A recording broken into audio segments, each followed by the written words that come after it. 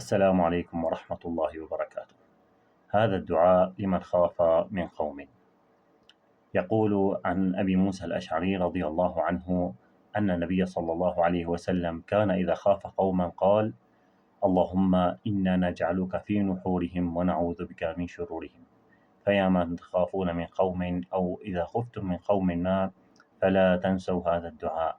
عن النبي صلى الله عليه وسلم أنه قال: كان النبي صلى الله عليه وسلم إذا خاف قوما قال: اللهم إنا نجعلك في نحورهم ونعوذ بك من شرورهم. اللهم إنا نجعلك في نحورهم ونعوذ بك من شرورهم. اللهم إنا نجعلك في نحورهم ونعوذ بك من شرورهم. اللهم إنا نجعلك في نحورهم ونعوذ بك من شرورهم. اللهم إنا نجعلك في نحورهم ونعوذ بك من شرورهم. يا أرحم الراحمين ارحمنا. اللهم ارحمنا برحمتك الواسعة إنك على كل شيء قدير. والسلام عليكم ورحمة الله وبركاته.